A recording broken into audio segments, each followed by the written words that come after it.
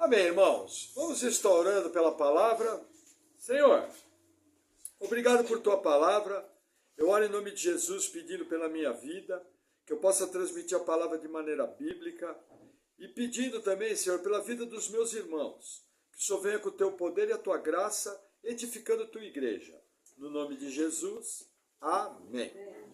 Amém, irmãos? Hoje nós vamos encerrar, pela graça de Deus, a epístola de Miqueias. Dessa maneira, veja, encerramos os chamados profetas menores. Porém, olha, vou confessar para os irmãos, eu não pensava que Miqueias fosse tão rico. Normalmente, quando nós temos contato com Miqueias, o que nós lembramos? Que ele foi o profeta que profetizou aonde o Messias nasceria. Mas o livro do profeta Miqueias, ele é um livro extremamente atual. Por quê? Porque ele mostra a realidade do povo de Deus, tanto no reino do norte, como no reino do sul. Nos fazendo um alerta muito importante. Veja, muitas vezes nós ficamos confortáveis com a nossa religiosidade. Eu frequento uma igreja, eu carrego uma Bíblia, eu não sou assim uma pessoa que anda errado. Só que o problema é o seguinte, essa religiosidade pode se transformar numa prática distante do coração de Deus, distante da vontade de Deus. E quando eu me deparo com a realidade do livro do profeta Miqueias, surge um alerta na minha vida. Até que ponto aquilo que eu estou vivendo não passa de religião vazia? Porque veja, se a minha fé, a minha crença, o meu relacionamento com Jesus Cristo não tem poder de mudar o meu estilo de vida, de mudar a minha maneira de pensar, a maneira que eu enxergo o mundo. E quando eu falo mudar o estilo de vida, eu estou falando aqui de vida de santidade, uma vida consagrada, uma vida de alguém que realmente tem o prazer em buscar o Senhor. Veja, se nós não estamos vivendo uma vida sincera, Senhor, pequei. Senhor, eu errei. Senhor, me ajuda. Senhor, não estou dando conta. Sabe, realidade. Veja, se eu não consigo viver uma vida cristã com essa realidade, uma realidade de dia a dia, é hora de eu parar e fechar para balanço. É hora de eu parar e rever a maneira que eu tenho vivido o meu relacionamento com Cristo. Por quê? Porque o chamado do Evangelho de Cristo é simples. O chamado do Evangelho de Cristo é uma vida que busca a santidade, é uma vida que busca relacionamento com Cristo, relacionamento com a palavra, uma vida de oração, uma vida que enfrenta os problemas diários com uma postura de alguém que de verdade confia em Deus. E eu não quero ser alguém simplista, irmãos. Várias vezes eu chego para Deus e falo, Senhor, não estou entendendo nada. Mas eu confio em Ti. E sei que o Senhor vai me ajudar, eu sei que o Senhor vai me conduzir. E que essa fase vai passar, essa fase vai mudar. Existe um propósito nisso. Agora, a grande questão é o seguinte. Muitas vezes eu vivo religião vazia.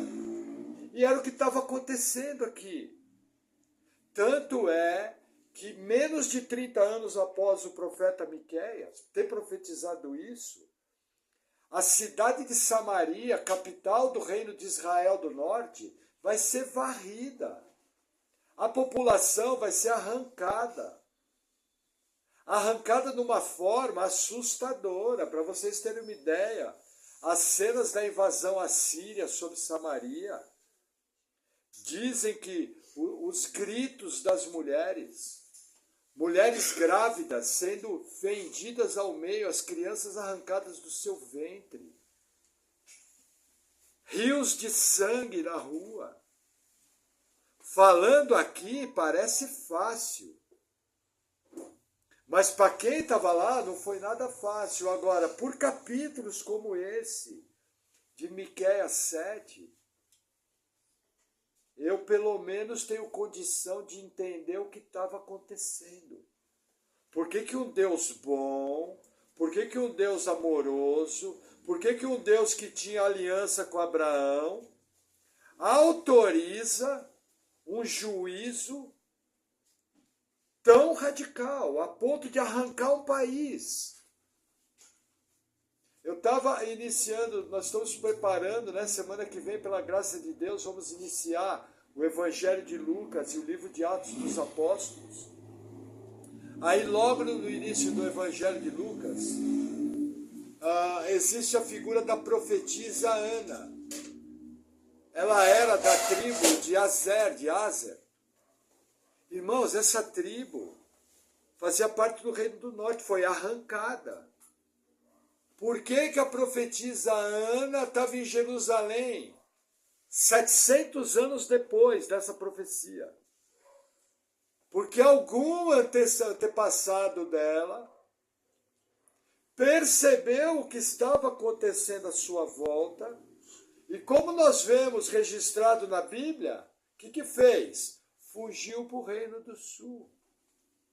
Então, uma das coisas que eu vou parar para analisar na palavra de hoje, irmãos, é muito importante na minha vida cotidiana eu perceber situações que eu sei que vão dar errado. Pessoas fazendo coisas, pessoas desobedecendo a Deus. No princípio, quando aquilo começa a acontecer, o Senhor, pela sua graça, o Senhor, pela sua longanimidade, muitas vezes Ele age com brandura. Mas uma das coisas que nós temos que aprender, irmãos, não se engane. Determinadas situações você vai bater o olho, parece que está tudo bem, mas tenha certeza, se a pessoa está desobedecendo a palavra de Deus, a conta vai chegar. Ah, mas agora está tudo bem, me dá 5 anos. Eu conheço pessoas que, se você olhasse elas hoje, estava tudo em ordem, tudo certinho, mas ela estava numa prática de desobediência da palavra de Deus. Passados 5 anos, a pessoa destruiu a vida dela. É salvo, olha, se nasceu de novo é. Pela graça de Deus. Porque Deus é bom. Porque é Ele que garante. Mas, irmãos, destruiu a vida. Para vocês terem uma ideia, nós temos até hoje 10 tribos de Israel perdidas. Se perdeu. Acabou. Deus veio, arrancou com raiz e tudo, botou a turma da feitiçaria para morar na terra, terra que foi prometida a Abraão. Botou a turma do tambor. E por quê? Porque o povo tratou das coisas de Deus e dos princípios da palavra de Deus de maneira inapropriada, de maneira irresponsável. Cuidado! Hoje em dia o pessoal se ilude muito, acha que o evangelho é brincadeira, acha que o evangelho pode ser vivido de qualquer maneira. Não! Se você é filho de Deus, Deus tem uma promessa, aquele que começou a boa obra há de terminá-la em Cristo Jesus. E como eu costumo dizer, ninguém é mais duro do que Deus. Se Ele tem um propósito, os seus propósitos não serão frustrados, Ele vai fazer aquilo que Ele quer fazer. A pergunta é, Ele vai fazer com você sentadinho, bonitinho, cheirosinho nessa cadeira? Ou vai fazer com você arrastado numa caminhonete, como eu costumo dizer, leva arrastado até Paranaguá, amarrado, volta arrastando pela estrada e joga aqui na porta? Está na sua mão. Que tipo de barro você quer ser? Porque Deus vai realizar. Mas, muitas vezes, eu quero viver o meu projeto. E de uma maneira inadvertida, eu começo uma atitude desviada, vai abrindo, a minha comunhão vai sendo quebrada, eu vou entristecendo o Espírito do Senhor. E de repente começa a pipocar em volta da minha vida. Eu não estou falando isso para você ter medo. Mas é meu papel como seu pastor falar isso para você ter temor. Porque a casa cai. Como diz lá em São Paulo, minha terra, a vaca vai pro brejo e atola as quatro patas. E olha, meu irmão, para tirar uma vaca atolada é complicado. Então, assim, não precisa ser assim. Não se aproxime da palavra de Deus de maneira inadvertida. Quando você lida com capítulos como esse, vocês vão ver alguns trechos aqui e falar, nossa, já vi isso. Alguns vão virar e falar, nossa, eu estou vendo isso na minha vida. Irmão, se você está vendo isso na sua vida, corra para consertar. É graça de Deus te mostrando aquilo que ele vai mexer. Amém? Então vamos lá. Profeta Miqueias, capítulo 7, versículo 1 diz assim: Ai de mim, porque estou feito como as colheitas de frutas do verão, como os rabiscos da vindima. Não há cacho de uvas para comer, nem figos temporãos, que a minha alma deseja. Já pereceu da terra o homem piedoso, e não há entre os homens um que seja justo. Todos armam ciladas para sangue.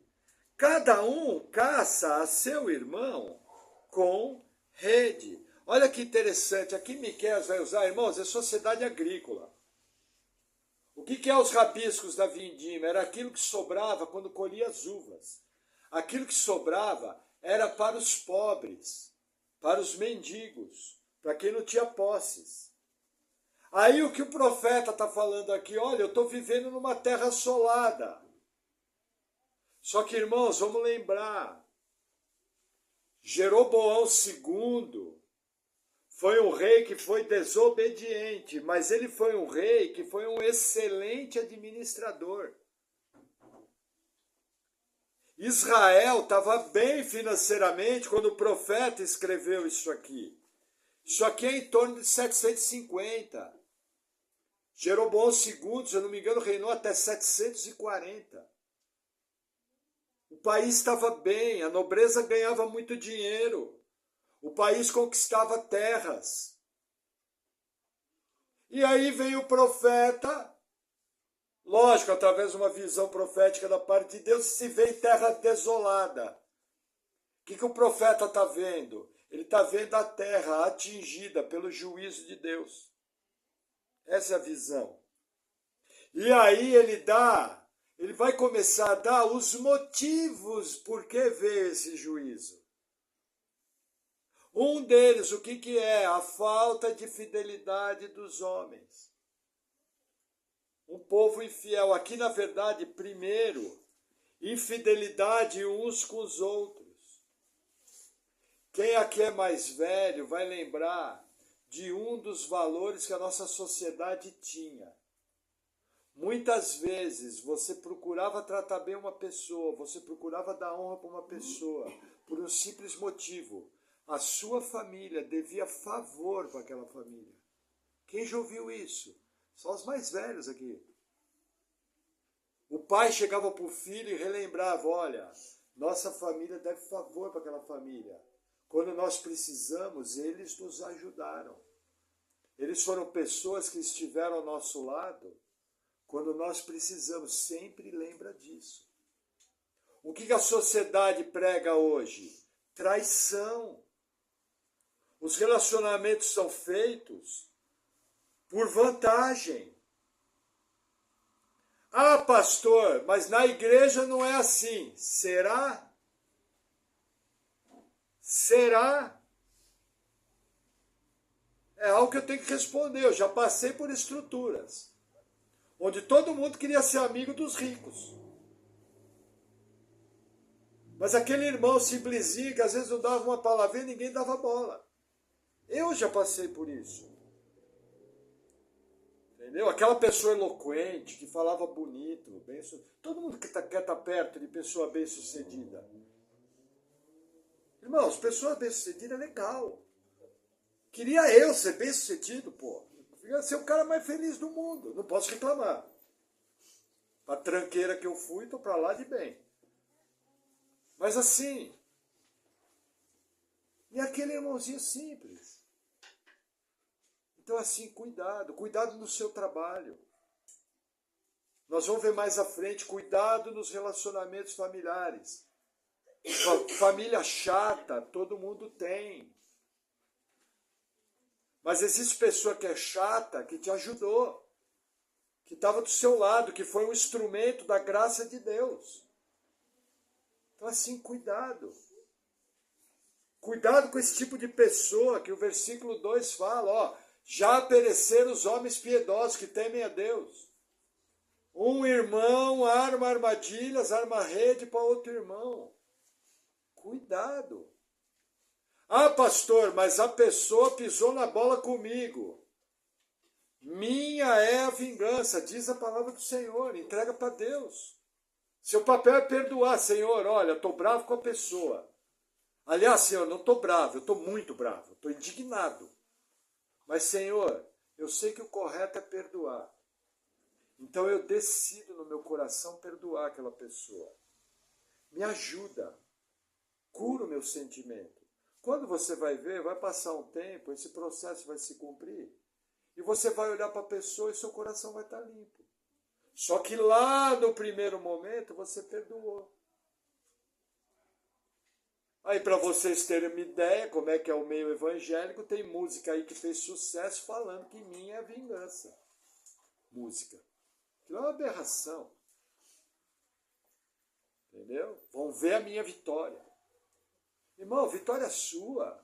Foi ser um miserável pecador alcançado pela graça de Deus. Deus não tinha obrigação nenhuma de te salvar.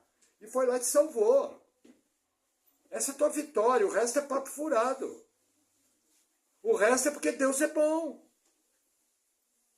Só isso. Não é porque nós mereçamos alguma coisa boa. Entendeu? Então, assim, cuidado. Não deixe entrar para a sua vida cristã sentimentos que vêm lá da prática mundana. Nós somos, segundo o apóstolo Pedro, um povo zeloso de boas obras. E é assim que nós temos que procurar viver. Amém? Amém. Vamos avançar. Versículo 3. As suas mãos fazem diligentemente o mal. Assim demanda o príncipe. E o juiz julga pela recompensa. E o grande fala da corrupção da sua alma. E assim todos eles tecem o mal. O melhor deles é como um espinho. O mais reto é pior do que a sebe de espinhos. Veio o dia dos teus vigias.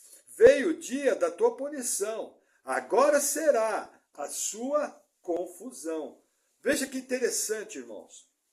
O quadro aqui é idêntico ao quadro que o profeta Amós profetiza. Nós estudamos juntos.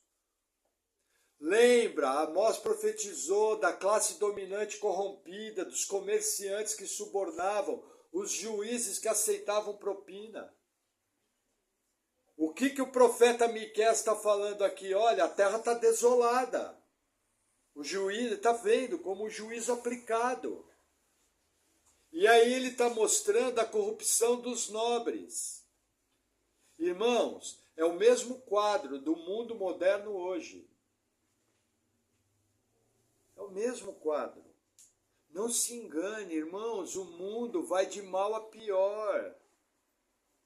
Ah, tem atitudes boas? Tem, porque, veja, traços da nossa imagem e semelhança com Deus não sumiram. Pessoas ruins podem fazer coisas boas. Não é isso que eu estou falando. Não quero pintar um quadro cinza, mas eu quero que você acorde, olhe o mundo à sua volta e veja que ele está cada vez mais estranho. Num mundo cada vez mais estranho, onde esse quadro de corrupção se repete, não é de se estranhar que tragédias aconteçam. E aí tem crente, já vi acontecer e fica perguntando, nossa, não entendo como Deus deixou acontecer isso. Irmãos, acorda, é juízo. Vou te fazer uma pergunta, eu não entendo como Deus não destruiu tudo ainda. Eu não entendo como Deus ainda não pesou a mão e arrebentou com tudo. É isso que eu não entendo, é porque Ele é bom, porque Ele é longânimo. Porque olha a sua volta. O pior não é isso, o pior é que aqui está sendo profetizado para o povo de Deus. Irmãos, te falar uma coisa. Os irmãos aqui sabem, eu trabalho com produto cristão há 25 anos. Eu primeiro trabalhei no cinema cristão, distribuindo filmes, e hoje eu trabalho na sociedade bíblica mais antiga do mundo. Irmãos, conheci gente maravilhosa. Conheci pessoas que eu não sou o dedinho do pé deles. Mas gente, eu como já conheci povo ruim. Como já conheci gente que não pagava os outros. Gente que fazia fofoca. Gente que se dizia crente e se você deixasse sua esposa conversando com ele, ele cantava sua esposa. Eu já vi testemunho de igrejas onde maridos e mulheres não ficavam em paz porque o pecado fervia. Outro dia eu estava ouvindo o pastor Marcos Reconato dar um testemunho de uma igreja que ele foi, disse que o ambiente espiritual da igreja é terrível, o pecado fervia, ninguém fazia nada. Brasil, São Paulo, século 21, país evangélico. Evangélico uma pinóia, se fosse evangélico para valer, o país tinha mudado. Nós tínhamos traços disso em várias áreas. Para onde nós olharíamos, nós veríamos sinais do evangelho. Podemos ser um país da religião evangélica. Opa, fechou. Deve ter uns 50 milhões de evangélicos. Mas a pergunta é, uma prática verdadeira ou é religião vazia? Trazendo para nós, dá para fazer negócio com você? A sua palavra vale alguma coisa? Você é uma pessoa fiel? Você é alguém confiável? Quando surgem os problemas à sua volta, você se esconde ou você ora? Por falar nisso, seguindo o grupo de oração de nossa igreja, esse você ora já era. Porque ultimamente as orações têm caído no nosso grupo de oração e meia dúzia tem respondido. Ó, o seu compromisso com a oração, olha, a hora que vier a consequência, provavelmente vão ser esses irmãos que você não tem orado por ele, que vão orar pela sua vida. Porque eles são bons? Não, simplesmente porque eles entenderam que o papel era orar. E os irmãos conhecem o modelo de oração do pastor Maurício. Senhor, coloca quem vai ser? Claudoir. Senhor, coloca a vida do pastor Claudoir, abençoa ele no trabalho, dá estratégia, em nome de Jesus, amém. Plim. Essa é a minha oração, irmãos. Essa demorou muito, 17 segundos. Acabou, mas eu sei que Deus está me ouvindo. Nosso irmão é preguiçoso, posso ser, mas pelo menos estou obedecendo. Entenderam, gente? É esse ambiente aqui. Povo de Deus.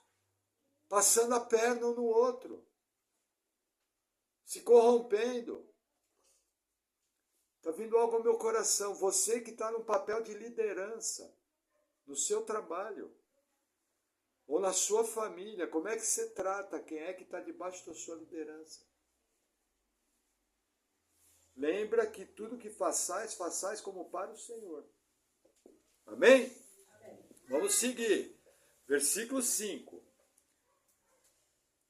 Não creiais no amigo, nem confieis no vosso guia, daquela que repousa no teu seio.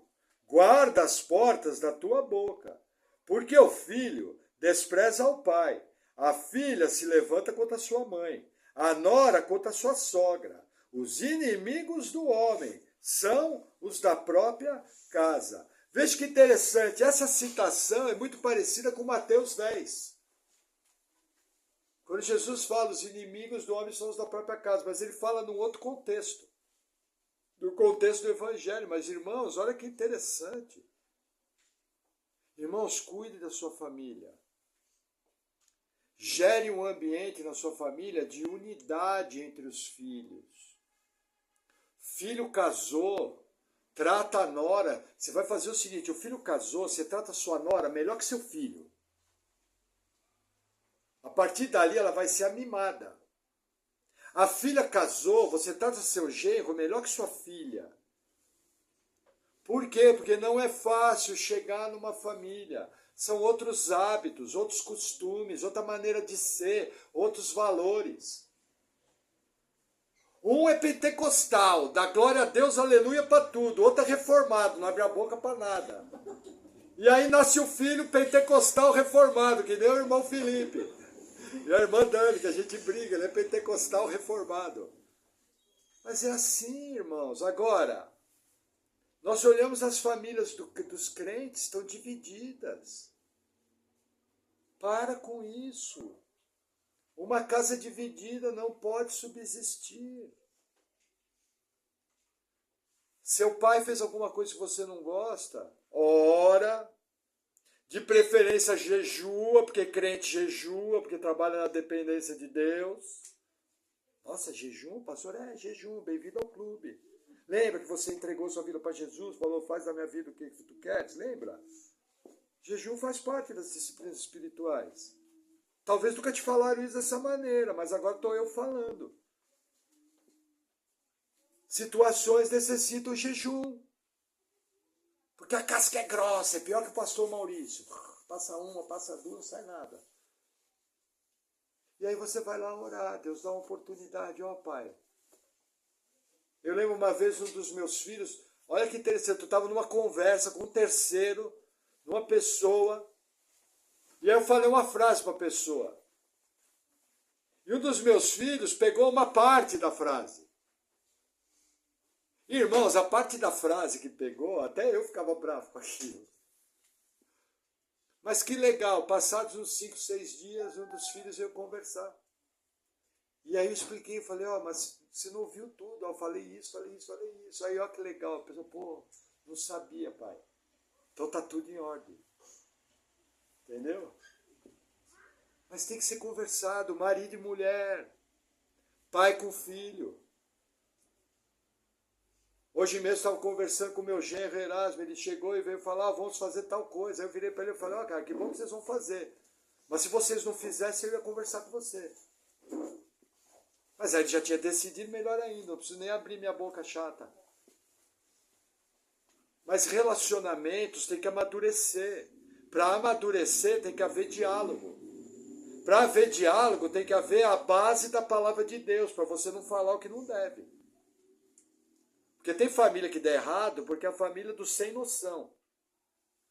Só que nós temos o Espírito do Senhor habitando em nós. Se o Espírito do Senhor habita em mim, eu tenho que agir como tal. Amém? Amém. Amém. Glória a Deus por isso. Versículo 7. Eu, porém, olharei para o Senhor, esperarei no Deus da minha salvação. O meu Deus me ouvirá. Ó inimiga minha, não te alegres a meu respeito. Ainda que eu tenha caído, levantar-me-ei. Se morar nas trevas, o Senhor será a minha luz. Olha que legal. Aqui Miqueias faz o uso de uma linguagem de salmos, confiando na restauração de Deus. Irmãos, palavras como essa nos dão esperança quando eu estou no meio do problema, quando eu estou no meio da tempestade. E eu não quero aqui enganar você com frase de efeito. Frase de efeito não tem poder nenhum, mas eu quero falar para você uma verdade bíblica. Vai mudar. Deus colocando a mão, sendo a vontade dele, tudo muda. Ah, não mudou, não importa, se apega com Deus. Você já não teve o presente da salvação? Você não é habitado pelo Espírito do Senhor? Você não consegue ler uma Bíblia? Você não consegue vir andando para o culto? Precisa mais o quê? Não está vestido? Como eu costumo dizer, não almoçou hoje? Tendo que comer, tendo que vestir, isso dá graça. Agora, tem gente que só olha o próprio umbigo, e quando a coisa não vai conforme o seu plano, aí é o famoso, como eu costumo dizer, é o crente ai ui. Só reclama para Deus, ai Deus, como? Ai, não sei o quê. O cara nem para pensar, Senhor, por que está vindo esse juízo? Por que o Senhor autorizou acontecer isso? Me ajuda, Senhor. E aí dá resposta. Entendeu? Com certeza o Senhor vai se fazer ouvir. Ou vai levantar algum irmão com alguma frase inspirada, ou você vai ler um trecho bíblico, a palavra vai falar com o Senhor, ou você vai ouvir uma pregação. Irmãos, Deus é eficiente. Quando Ele quer se comunicar, Ele se comunica de maneira efetiva. E você vai saber. Principalmente que se aquilo que você entende que é uma direção de Deus, qual é a certeza que eu tenho? Eu confiro com a palavra de Deus. Fechou com a palavra, tá jóia. Amém? Vamos lá, versículo 9. Sofrerei a ira do Senhor, porque pequei contra ele, até que julgue a minha causa e execute o meu direito. Ele me tirará para a luz, e eu verei a sua justiça. E a minha inimiga verá isso, e cobri-la-á a vergonha. Que me diz, onde está o Senhor teu Deus? Os meus olhos a contemplarão. Agora será ela pisada, como a lama das ruas. Olha que interessante, entenda o quadro que está aqui. O profeta está falando o seguinte: o Senhor vai cumprir toda a sua disciplina na minha vida. Não somente isso, Ele vai me colocar na luz dele e vai revelar o meu pecado. E eu vou ser transformado. E a situação vai mudar de uma maneira tal. Lembra que a conexão é com o versículo passado, da restauração de Deus? Está conectado. E ele falou, ele vai me restaurar de uma maneira que a minha inimiga, o povo inimigo, fica perguntando, onde está o teu Deus? Vai ser envergonhado. Passagens como essa nos garantem que quando, lembra que eu falei que Deus não traz juízo contra os crentes, mas Deus traz disciplina. Se ele fosse trazer juízo, já não estava mais ninguém aqui. Tinha recolhido todo mundo salvo, limpinho, cheirosinho da Silva, fechou. Mas ele disciplina, porque existe um plano, existe um projeto, existe um decreto. E ele vai fazer. Tenta lembrar, às vezes na sua vida, que o Senhor te disciplinou, aquilo gerou fruto pacífico. Aquilo gerou mudança. E em dando a resposta certa, a disciplina foi removida. E como dizia meu querido, meu primeiro pastor, e o sol volta a brilhar. Aquele peso, irmãos, não é fácil passar disciplina. Não é fácil passar por problema. Ninguém passa por problema rindo. Mas a questão é, qual é a minha postura? Quando o Senhor traz luz e mostra a realidade e você responde, a disciplina é removida. E as coisas voltam a acontecer. Por isso que a sua oração, quando vem um problema, a oração sincera, Senhor, aonde que o Senhor está nisso? É erro meu? É um ataque de Satanás? Nossa, pastor falou de diabo. Ele anda em derredor buscando alguém para devorar. E dá mole para ver se a sua casa não cai. Dá mole. Entendeu? A gente não pode desprezar os ardis do maligno. Ele ama ciladas, as astutas ciladas do maligno. O mesmo texto fala do dia mau. Mas esse texto termina, e depois de teres vencido tudo, o que é vencer? Sair na porrada, luta. Entendeu? É um ambiente militar, Paulo está usando a armadura. Então assim, veio o problema, meu conselho, vai para oração e para o jejum. E vai buscar Deus. E quando a luz dele vier, você vai enxergar o problema, solucionando o problema. A disciplina é removida. Ou é um tratamento, lembra a teologia do sofrimento? Lembra o que o apóstolo Pedro fala sobre o sofrimento? O que o sofrimento gera? Perseverança, paciência, frutos. Ah, pastor, prefiro o evangelho da prosperidade. Eu também, mas não funciona assim. O evangelho da prosperidade é heresia. Eu também queria muito dinheiro no bolso, saúde para dar e vender. Mas não é assim. Amém? Vamos avançar mais um pouquinho, versículo 11. No dia em que reedificar os teus muros, nesse dia estará longe e dilatado o estatuto. Naquele dia virá a ti, desde a Síria, e das cidades fortificadas até o rio, e do mar até ao mar, e da montanha até a montanha. Mas essa terra será posta em desolação, por causa dos seus moradores, por causa do fruto das suas obras. Olha que interessante. O profeta aqui está anunciando. O juízo vai vir, vocês não vão escapar. Mas está falando da restauração futura.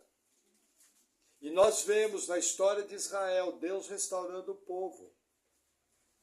E sabemos que no futuro, o povo de Deus vai ser plenamente restaurado na eternidade. De uma maneira como nunca se viu. Entenderam? Mas isso aqui aconteceu, nós vimos cumprir. A forma mais espetacular que teve, 2000 anos sem existir Estado de Israel, dá um trelelê, a ONU vota, e o Estado de Israel volta a existir. Facinho para Deus. O mundo inteiro torcendo, volta Israel, volta Israel. Quem colocou no coração? Deus. Mas, quem antes passou pelo Holocausto? Onde o povo foi quase dizimado. Pesado, hein? Nós não fazemos ideia do que é o Holocausto, hein? Hoje estava conversando com uma pessoa, tem um povo na internet aí meio elitista, trazendo umas teologias meio de elite. Sabe, brinco bom, cabelo bom, roupinha boa, caranga boa. Não sei que país que vive, não deve ser Brasil. Nem aqui em Pinhais, muito menos, né? Com todo respeito, né, irmão? Não vão se ofender. Eu sou morador de Pinhais, amo essa terra há mais de 30 anos. Mas aqui nós somos tudo do povo, né? Aí eu perguntei para a pessoa, eu falei, me diz uma coisa que esse pessoal fala da grande tribulação. Como é que vai fazer? Aí a pessoa me respondeu, eu acho que nem pensam na grande tribulação. Aí eu só baixei a cabeça e fiquei quieto, né? Que tem hora que é melhor calar a boca mesmo. Para não falar besteira, né? Falei, ó, não quero mais falar desse povo que eu vou pecar. Mas, irmão, absurdo. Cuidado. Cuidado com as coisas que seduzem os vossos olhos, porque juízos como esse aqui acontecem. Restaurações como essa também. Amém. Mas cuidado. Vamos prosseguir. Deixa eu tomar um gole de água. Versículo 14.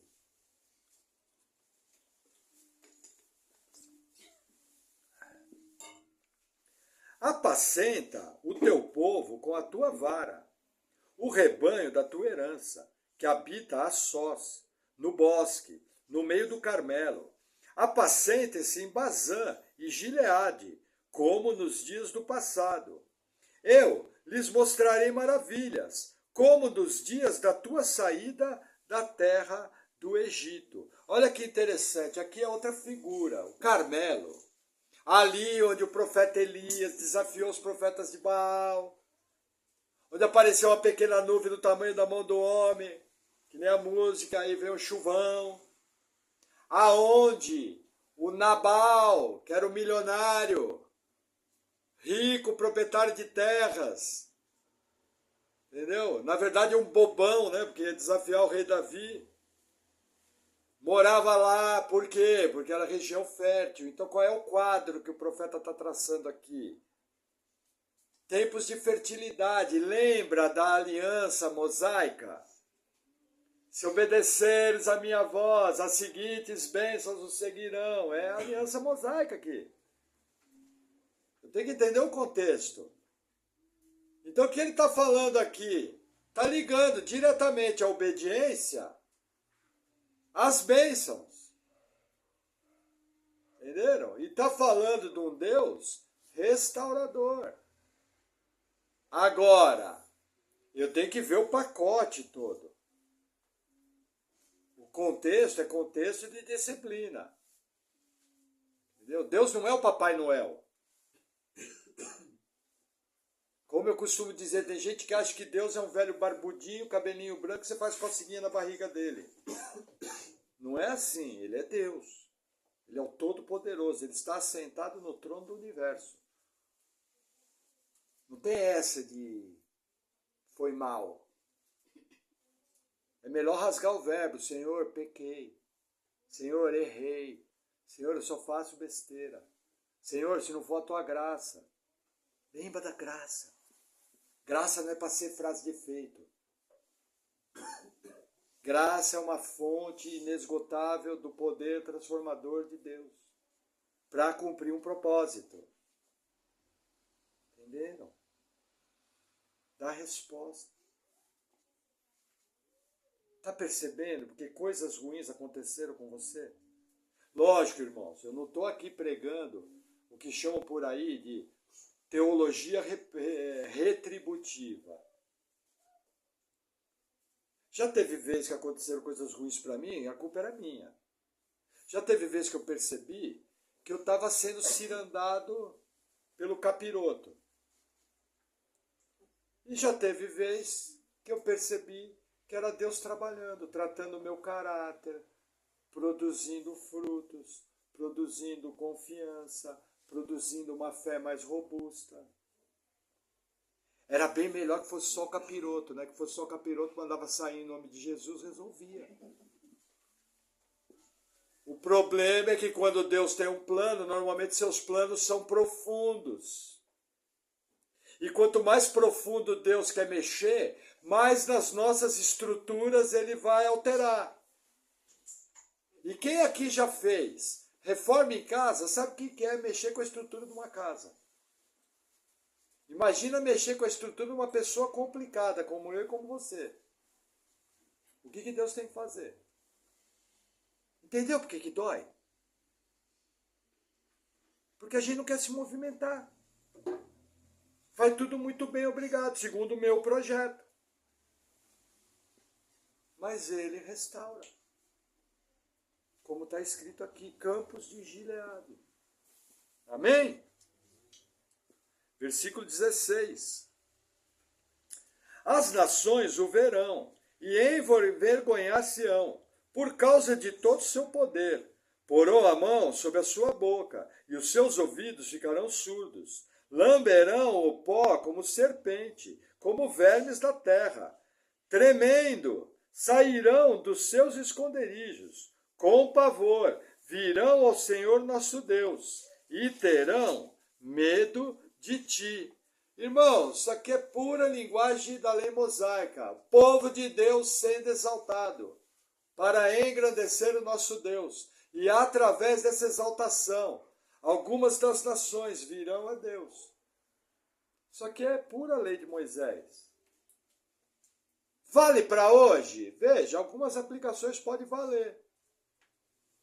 Por exemplo, você ser conhecido como alguém sábio, você ser conhecido como alguém que sempre tem uma palavra temperada, você ser conhecido como alguém fiel, você ser conhecido como um bom pai, uma boa mãe, um bom filho, um bom marido, uma boa esposa, isso atrai as pessoas.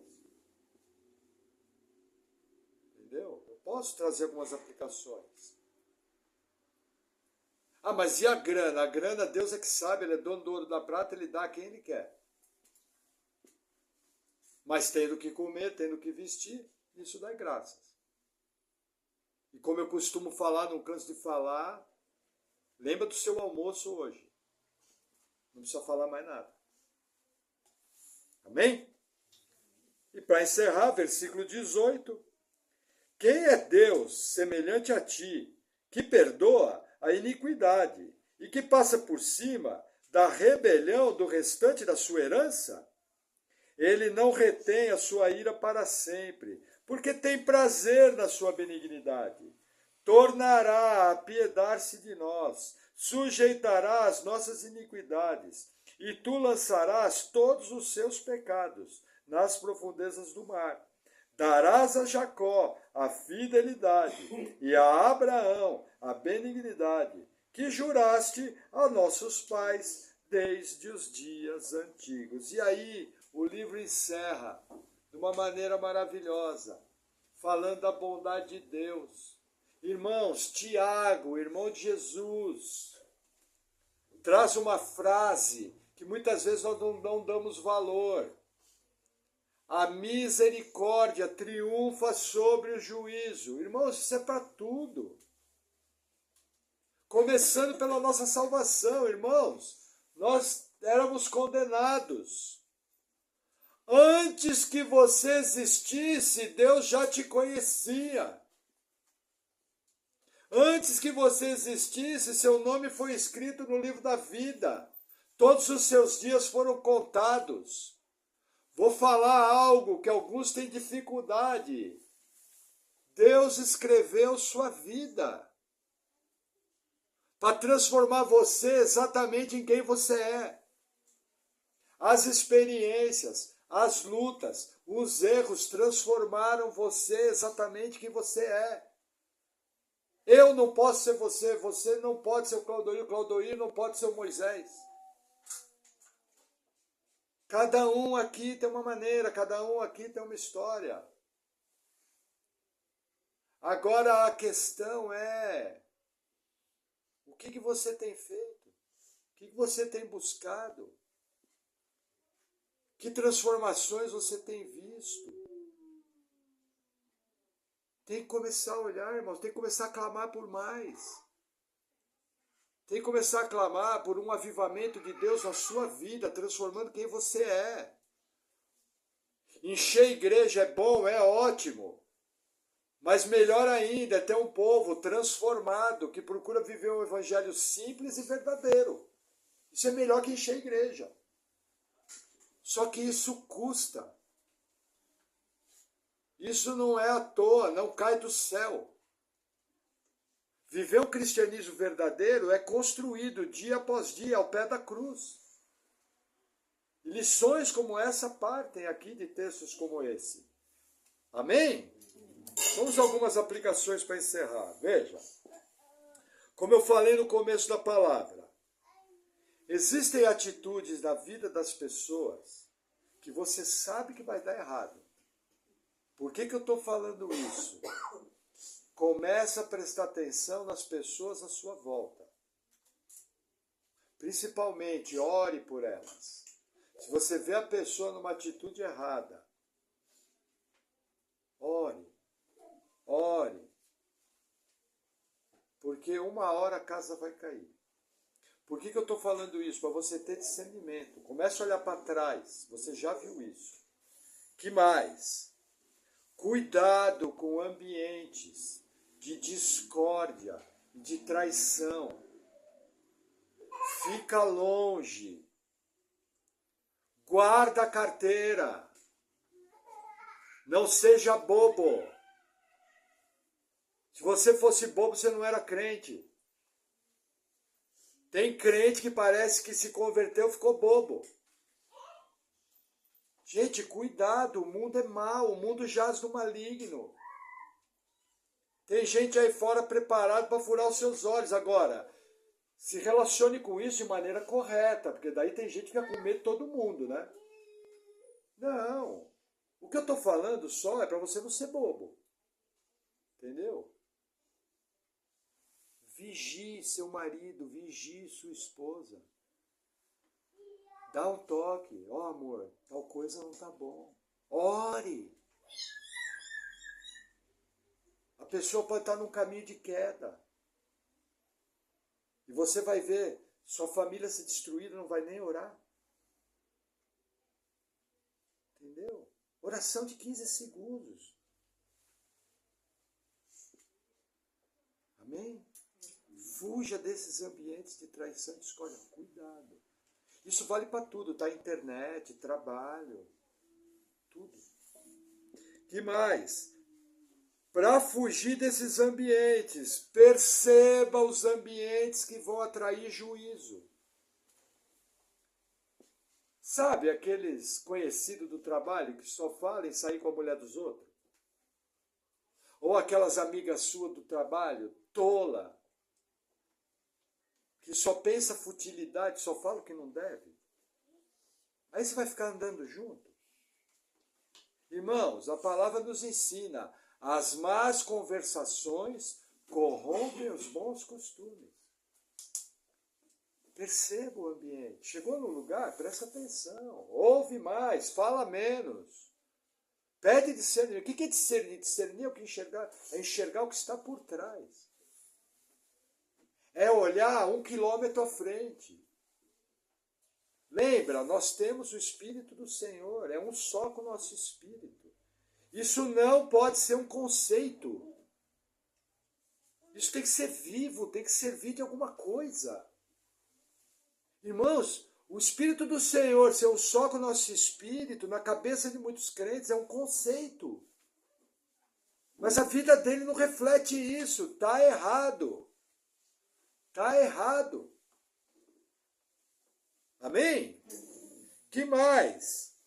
O pecado atrai juízo de Deus.